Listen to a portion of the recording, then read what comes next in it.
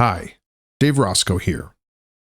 A lot of people joined the Pi network expecting it to be like other cryptocurrencies, but most, about 80% in fact, haven't read the white paper and don't fully understand its purpose. Unlike most cryptos designed for speculation, Pi is meant to function as a true digital currency used just like fiat. This raises an important question. Why do we need Pi if fiat already serves this role? And for those familiar with trading, another question arises. Now that Pi is on the open market, doesn't that make it just another speculative asset? In this video, I'm going to break down the true purpose of Pi Network and how its ecosystem is designed to work, both within the community and on the open market. First, why build an ecosystem in the first place?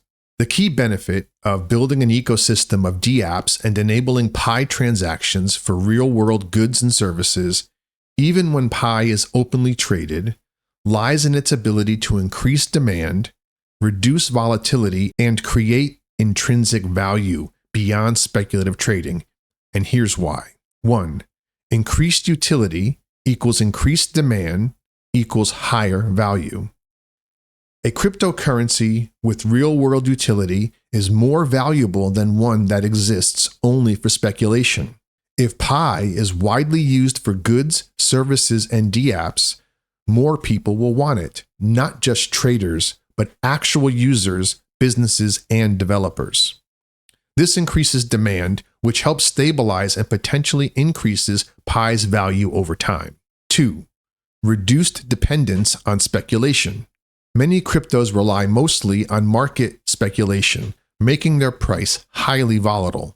An ecosystem where people use Pi for daily transactions reduces reliance on traders and price swings, creating a more stable economy for the coin. 3. More transactional liquidity. If Pi is easy to spend on real goods and services, people are more likely to hold and use it rather than just sell it for fiat, which can drive prices down. This liquidity keeps Pi active within the ecosystem, supporting circulation rather than hoarding. 4. Strengthens the Pi network's unique economic model. Unlike many cryptos that are mined and then dumped on exchanges, Pi's model focuses on building an ecosystem where Pi has actual use cases. The more businesses and dApps integrate Pi, the less reliant it is on centralized exchanges, making it more resilient. 5. Network effect and adoption growth. If businesses, freelancers, and everyday users see Pi as a viable method of payment, adoption grows. As adoption spreads, more people mine, earn, and use Pi, making the network stronger and more decentralized. 6. Potential for stablecoin-like behavior.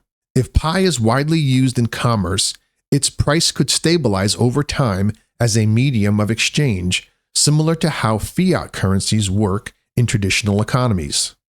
This could differentiate Pi from purely speculative coins, making it more attractive to merchants. 7. Competitive edge against other cryptos. Many cryptos try to become a currency, but few succeed due to lack of real adoption. Now, I know everybody loves Bitcoin, but to a large extent, Bitcoin is a failed cryptocurrency in that it never achieved the goals of its original creator. Now, it's been wildly successful as a store of value, but very few cryptocurrencies have actually succeeded in being adopted as a means of currency. If Pi's ecosystem thrives, it could position itself as one of the few widely used digital currencies rather than just a speculative asset. In summary, why make it easy to use Pi outside the ecosystem? Making Pi easy to use beyond the dApp ecosystem for general purchases enhances liquidity and real-world adoption. If merchants accept Pi, more people will want to earn and hold Pi. This expands the network's reach, reinforcing Pi's legitimacy as a true digital currency rather than just a tradable asset. Pi, like other cryptocurrencies, need to offer something fundamentally better than fiat to justify its use. Here's what Pi can offer that fiat currencies do not. 1. Decentralization and financial sovereignty. Pi is not controlled by a government, central bank, or corporate entity. Users have direct control over their funds without reliance on banks, making it resistant to bank freezes, inflationary policies, or government restrictions. 2. Low or zero transaction fees.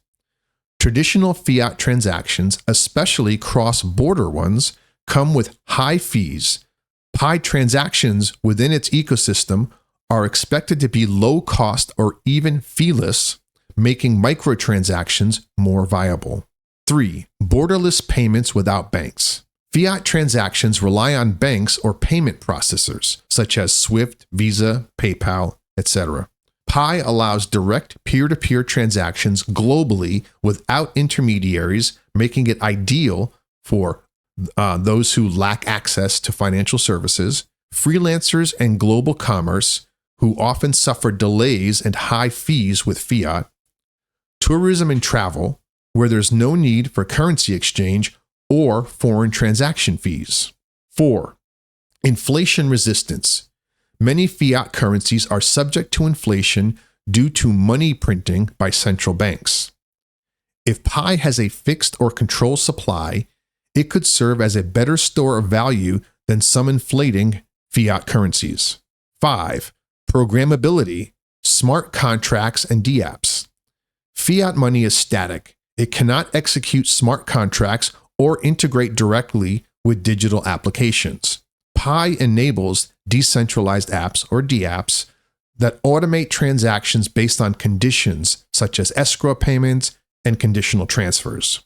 This creates trustless commerce, reducing reliance on third-party enforcement such as banks, legal contracts, etc.